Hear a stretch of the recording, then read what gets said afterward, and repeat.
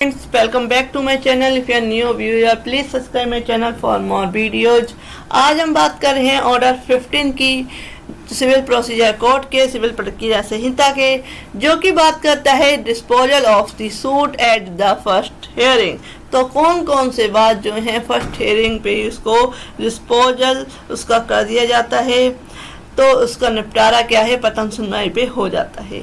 तो इसमें जो बताया गया है रूल 1 में कि जब पक्षकारों में कोई विवाद नहीं है, जहां कोर्ट में कोई केस दाखिल किया गया और जब कोर्ट में केस आया तो कोर्ट को लगा कि जो व्यक्ति, ये दो पार्टियां जो हैं जो इशू लेके आई हैं, जो केस लेके आई हैं, वह केस में कोई विधि या तथ्य का कोई प्रश्न पैदा नहीं होता है, तो उस केस में वह क्या है उस पर जजमेंट दे देगा फर्स्ट हियरिंग पे। जहां बात की प्रथम सुनवाई पर यह प्रतीत होता है कि विधि के या तथ्य के किसी प्रश्न पर पक्षकारों में विवाद नहीं है, तो वहां न्यायालय तुरंत ही निर्णय सुना सकेगा। Where at the first hearing of the suit it appears that the parties are not at issue on any question of law and facts, the court may at once pronounce judgment। तो court को यह है कि वह कोई issue ही नहीं है विधि और तथ्य का, और जो कोर्ट डिसाइड करती है केस वो क्या है फैक्ट्स पे डिसाइड करती है या क्वेश्चन ऑफ लॉ पे। तो अगर दोनों ही नहीं है तो कोर्ट उस पर फर्स्ट हियरिंग पे ही इसका डिसीजन दे देगी। तो ये होता है फर्स्ट हियरिंग पे। नेक्स्ट आते हैं रूल 2। रूल 2 कहता है कि जब कई प्रतिवादियों में से किसी एक का विवाद नहीं है, one of several defendant not at issue, यानी कि कई प्रतिवादियों के ऊपर क्या है केस किया गया है, उनमें से किसी एक क्या है उससे रिलेटेड ही नहीं है, उस पर क्या है बेफालतू में केस कर दिया गया है, तो वो फर्स्ट हियरिंग पे डिसाइड हो जाएगा। देखते हैं क्या समझते हैं लैंग्वेज क्या है इसकी। जहां एक से अधिक प्रतिवादी हैं और प्रतिवादियों में से किसी एक का विधि या तथ्य के किसी प्रश्न पर विवादी से विवाद नहीं है, वहां न्यायालय ऐसे प्रतिवादी के पक्ष में और उसके विरुद्ध निर्णय तुरंत ही दे सकेगा और बात केवल अन्य प्रतिवादियों के विरुद्ध चलेगा।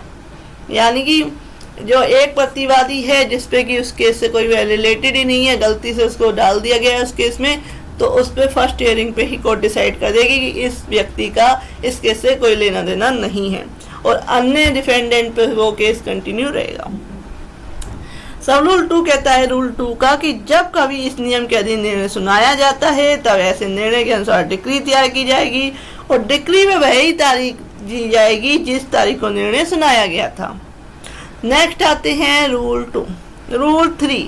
रूल 3 कहता है कि जब पक्षकारों में विवाद है, पार्टी एट इशू, जहां पक्षकारों के विधि के या तथ्य के किसी प्रश्न पर विवाद है और न्यायालय ने इसमें इसके पूर्व उपबंधित रूप से विवाद को की विवेचना कर ली है, यदि न्यायालय का यह समाधान हो जाता है विवादकों में से ऐसे विवादकों के लिए जो न्यायालय के विनिश्चय के लिए पर्याप्त है, जो तर्क या साक्ष्य पक्षकार तुरंत दे सकते हैं, उनके सिवाय कोई अतिरिक्त तर्क या साक्ष्य अपेक्षित नहीं है। यानी ये केस ऐसा है जिसमें कि विवादक इश्यू पहले ही फ्रेम हो चुके हैं और जो फर्स्ट हियरिंग पे कोर्ट में केस आया तो तुरंत ही जो एविडेंस देके उस पर तुरंत ही जजमेंट कोर्ट ने कर दिया और अदर एविडेंस की जरूरत नहीं है, तो वैसे केस क्या है तुरंत डिसाइड हो जाते हैं।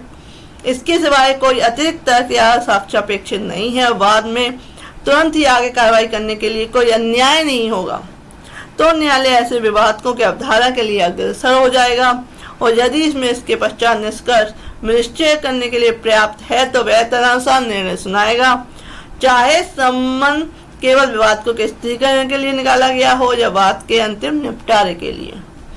परंतु जहाँ संबंध केवल विवादकों के स्थिरीकरण के लिए निकाला गया है, वहां तब ऐसा तब किया जाएगा जब पक्षकार या उसके प्लीडर उपस्थित हो, उनमें से कोई आक्षेप न करे, कोई ऑब्जेक्शन ना करे, तब क्या है केस डिसाइड हो सकता है। अगर विवादकों के स्थिरीकरण के लिए नहीं, डिस्पोजल के लिए है संबंध। नेक्स्ट आते हैं जहां निष्कर्ष विनिश्चय के लिए पर्याप्त नहीं है, वहां न्यायालय बात के आगे की सुनवाई मुलतवी करेगा और ऐसे अतिरिक्त साक्ष्य को पेश करने के लिए और ऐसे अतिरिक्त तर्क के लिए दिन नियत करेगा जो मामले में अपेक्षित हो। अगर नहीं होता है उस दिन डिसाइड इशू जो है केस, तो उस केस में वह क्या है अदर डेट देगा। नेक्स्ट आते हैं रूल 4। रूल 4 कहता है साक्ष्य पेश करने में असफलता, फेलियर टू प्रोड्यूस एविडेंस। जहां सम्मन बात के अंतिम निपटारे के लिए निकाला गया है, कोई सम्मन निकाला गया है वह अंतिम निपटारे के लिए केस के निकाला गया है, और दोनों में से कोई भी पक्षकार वह साक्ष्य पेश करने के लिए पर्याप्त हेतु के बिना असफल रहते हैं जिन पर वह निर्भर करता है, वहां न्यायालय तुरंत ही निर्णय सुनाएगा, और यदि वह ठीक समझता है तो विवादकों की विवेचना और विलेखन के पश्चात बात को ऐसे साक्ष्य पेश करने के लिए स्थगित कर सकेगा जो ऐसे विवादकों पर उनके विनिश्चय के लिए आवश्यक हो। तो इस तरीके से रूल 4 में बताया गया है फेलियर ऑफ प्रोड्यूस एविडेंस। तो फ्रेंड्स, ये आ गया आपका रूल ऑर्डर 15 कंप्लीट हो गया। नेक्स्ट वीडियो में बताऊंगी rules order 16। Thank you for watching this.